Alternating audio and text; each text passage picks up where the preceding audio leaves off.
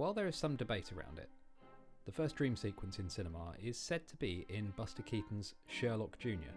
from 1924. For the sake of time, and the convenience of the point that I'm trying to make, we will ignore Edwin S. Porter's Life of an American Fireman from 1903, as well as, I'm afraid, Hesychius's The Persians from 573 BC. In Sherlock Jr., Keaton's mild-mannered, hapless cinema projectionist is trying to win the hand of the girl, capital T, capital G, but is constantly undermined by his rival, the local sheik. Through various plot machinations, the sheik comes to steal, and then sell, a pocket watch belonging to the girl's father, implicating Keaton's character in the process. Disgraced and sidelined, he falls asleep while screening a movie, Hearts and Pearls, which is itself about the theft of a piece of jewellery.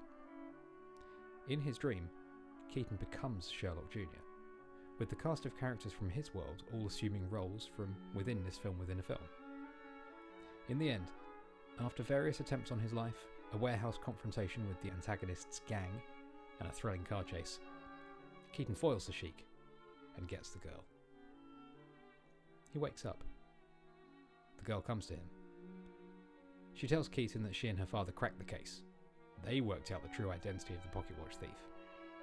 But they reconcile, and they move on, together.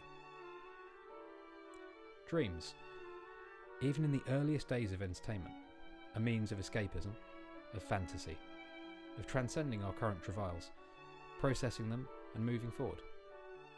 Sometimes dreams are just fantasy, a glimpse of something never to be. In Sherlock Jr., it's how Keaton moves forward. Hello, I'm Andrew. Welcome to Dialogue Tree. This is episode 6, Promenade.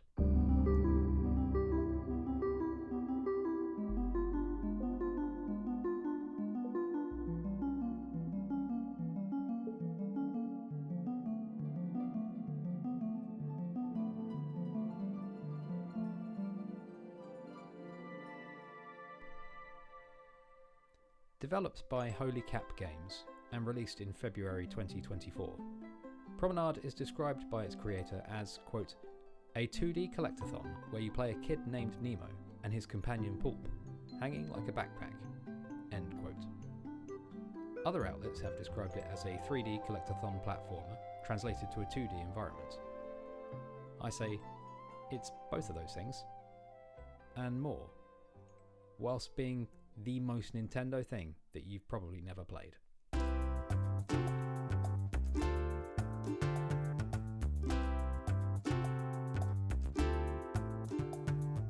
I don't think I'm speaking out of turn here. The developer of Promenade explicitly cites Banjo-Kazooie and Mario 64 as direct influences. But as influential as those games are, as large as they loom as touchstones in the video game world, I think he's doing himself a disservice here. Some people love a collectathon. Some people consider that phrase a pejorative, a synonym for simplicity, filler, low-hanging fruit. But there's more to Promenade. It has a something in everything it does that allows it to transcend that old-fashioned descriptor. Let's get into that. In Promenade, you play Nemo, a young kid in dungarees and a pair of bunny ears. The game opens on Nemo, asleep, falling. You land in an underground pool of water, seemingly doomed. A pink blob, octopus-like, except cute, swims into view, pulls Nemo out of the water, and in a charming montage, nurses him back to health with a mix of blankets, toasted marshmallows, and cave paintings. Then, it's into the tutorial, introducing you to the basics of both movement and the story. You have fallen down, so you must go back up. You make your way to your means of doing so, the central point of this world, the Great Elevator.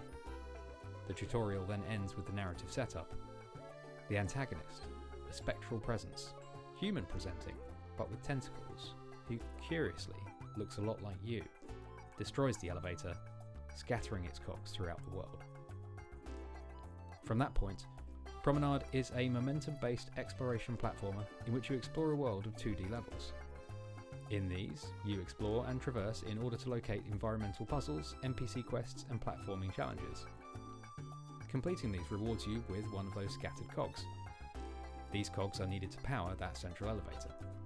Power the lift to ascend to the next floor, and once there, branch off to the left or right to discover a new biome. Repeat the process. Get to the top of the lift to trigger the end game. The first thing that strikes you about Promenade is the movement.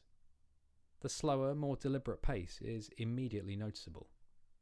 In this unrecognisable world, Nemo has a very recognisable weight.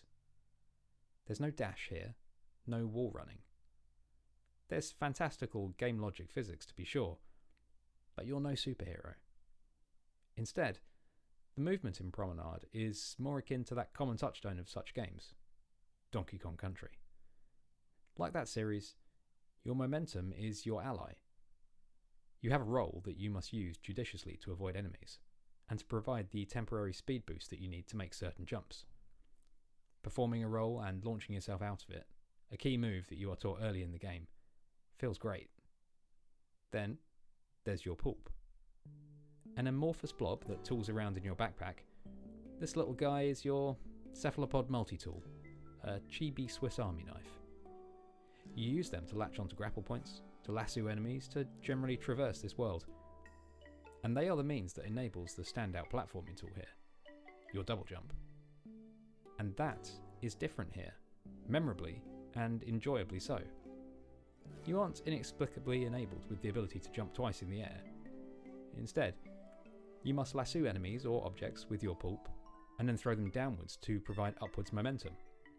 And this is an easy to understand system that's fun in the moment to moment, and the developers are talented enough to stretch out the limits of this mechanic, to design a world where full traversal requires some thought, some planning, and to pull off some of the more challenging sequences, some skill. Learning how to chain multiple lassos and boosts is key to getting the most out of Promenade. The invitation and ability to launch yourself with inertia from one side of a map to another, feeling great, even in failure. The sophistication of the movement is a key part of what makes Promenade stand out. Now, this is no hardcore precision platformer with whiz-bang mechanics and popcorn pick-up-and-play design, but still captures the particular magic of the genre. The zen flow state achieved when eye, brain and controller are in perfect synchronicity is your incentive and your reward. Simple to pick up, difficult to master. Classic design that, surely, is simple to prototype, but difficult to implement. The connective tissue of your movement abilities is the exploration of this world. As you roll, grapple and propel yourself forward, you'll come across the challenges or puzzles you need to solve to acquire the cog pieces needed to progress. Discovering these doesn't interrupt the game. There's no hard cuts, no triumphant cinematics. There's just a satisfying jingle, and then you carry on. So the game revels in this constant flow. Now those challenges are varied in nature, in a manner reminiscent of Super Mario Odyssey. You may find yourself shooting hoops with some basketballs you find lying around. You may find yourself jumping into a painting to help the artist fix their work. You may find yourself setting fire to a barrel and puzzling out how to move it past a number of water hazards in order to set fire to a giant corn kernel. You may find yourself putting your traversal abilities to the test in a race with a jetpack-equipped penguin. You may simply find one hiding in plain sight at the top of a lighthouse. Now, one particular favourite for me was a late-game puzzle which I won't spoil the specifics of, but where you organically discover that a micro-puzzle you have been solving has been having a transformative effect on the outer world, which in turn opens up new avenues for exploration and quest completion. The message is this: you are a boy and his blob in a fantasy dreamscape. You there, adult. Think playfully.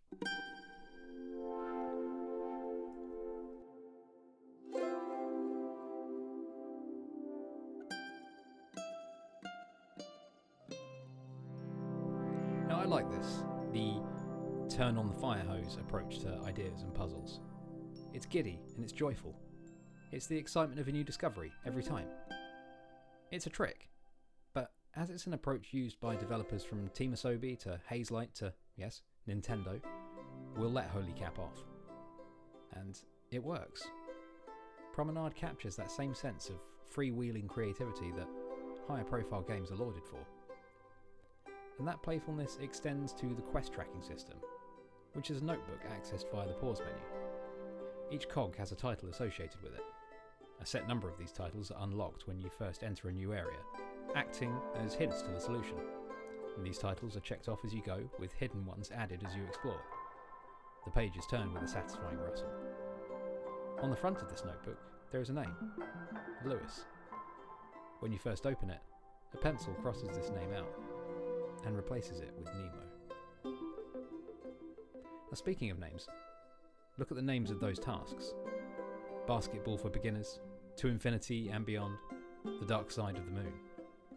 Couple those with the names of the various biomes, a beach called Sandy Stroll, a journey into space called Cosmic Cruise, Grotto Gallivant, Aerial Amble, and you see where we are. We're deep in the weeds of the 1990s, the so-called golden age of the mascot platformer, but with a control scheme that makes sense, and none of the garish attitude that makes those games unbearable now. A 2D collectathon where you play a kid named Nemo and his companion Poulp hanging like a backpack. I keep thinking about that line. There is still more to this game than that suggests. Something with a bit more heart.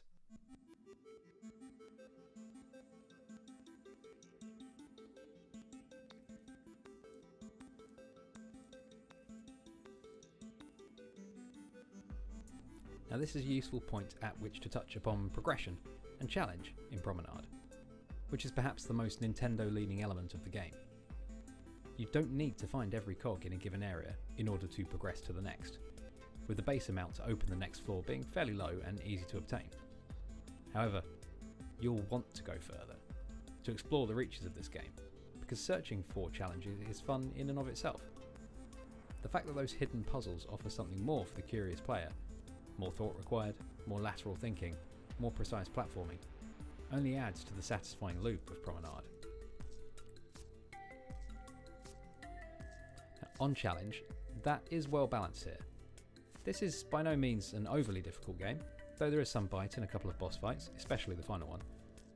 The real star here is, however, the entirely optional race levels, called Void Runs, where it's just you versus the clock, versus an extended platforming challenge, versus your mastery of Nemo's moveset.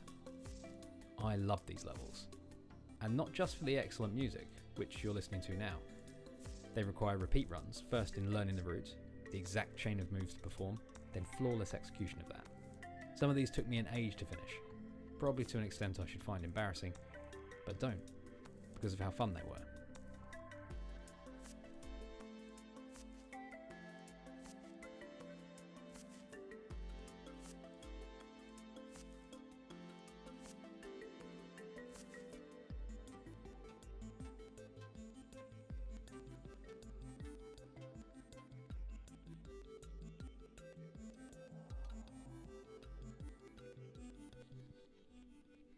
To look at, to listen to, Promenade is a very pretty game.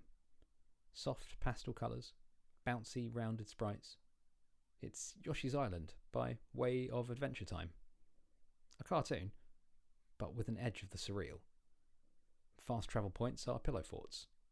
Trees are patchwork, stitched together. The giant flowers of Verdant Valley tower curiously, as if from Wonderland, and the space biome resembles a hanging diorama.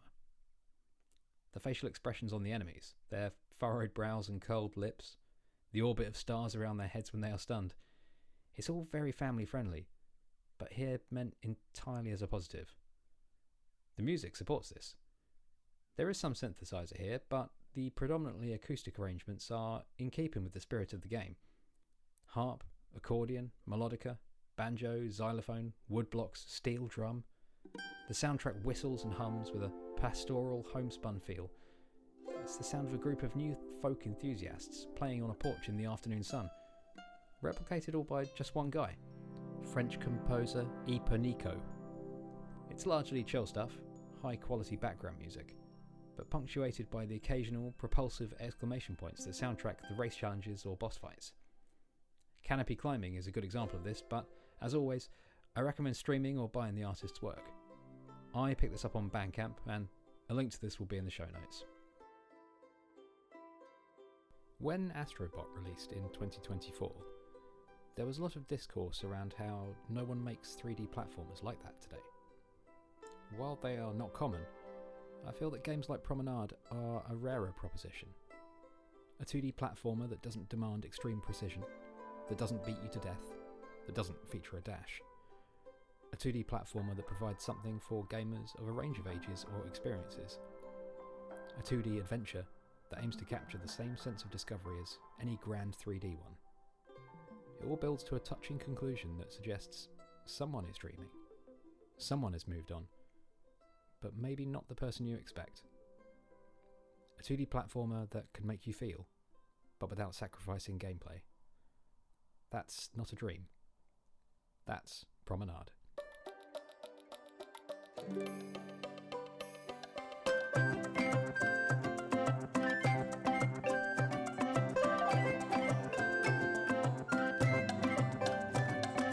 Thanks for listening. The artwork for this show was produced by Pixel Benny. You can find the show online at dialoguetree.cc. Talk to you next time.